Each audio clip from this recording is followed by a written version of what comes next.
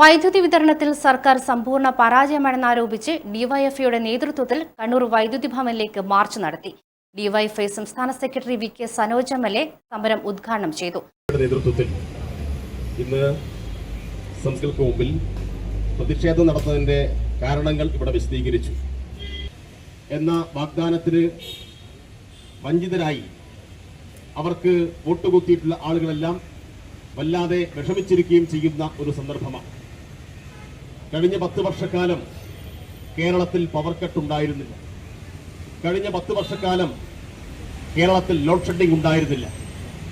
അതുകൊണ്ട് തന്നെ ഇന്ന് 13, 14, 15 വയസ്സുള്ള കുട്ടികളോട് എന്താണ് പവർ കട്ട് എന്ന് ചോദിച്ചിരുന്ന ഘട്ടത്തിൽ അവർക്കതിനെക്കുറിച്ച് ഒരറിവും ഉണ്ടായിരുന്നില്ല എന്നതായിരുന്നു യാഥാർത്ഥ്യം. പക്ഷേ ഈ സതീശൻ മേനോൻ അധികാരത്തിൽ വന്നതിന് ശേഷം കഴിഞ്ഞ കുറച്ച് ദിവസങ്ങൾക്കുള്ളിൽ കേരളത്തിൽ എല്ലാവരും ഈ പവർ കട്ടിന്റെയും ലോഡ് ഷെഡിങ്ങിന്റെയും വലിയ ദുരിതം അനുഭവിച്ചുകൊണ്ടിരിക്കുകയാണ്. ഇവിടെ സൂചിപ്പിച്ചു, ലോകത്തെമ്പാടുമുള്ള ആളുകൾ ആവേശത്തോടുകൂടി ലോകകപ്പ് ഫുട്ബോൾ വീക്ഷിക്കുന്ന സമയമാണ്.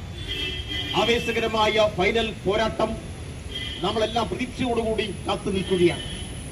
ഇപ്പോ ആ ഫൈനൽ പോരാട്ടം അത് ആവേശത്തോടുകൂടി കാണാൻ വേണ്ടി ആളുകളെല്ലാം ജനറേറ്റർ ഏൽപ്പിക്കേണ്ടി വരുന്ന ഒരു നിലയിലേക്ക് കാര്യങ്ങൾ പോയി.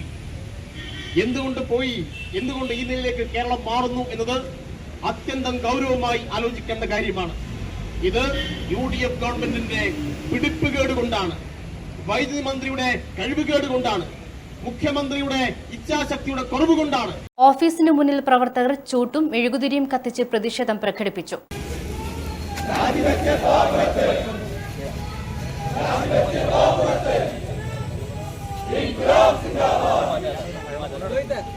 സമാനമായ അനുഭവം ഉണ്ടായിട്ടുണ്ട്.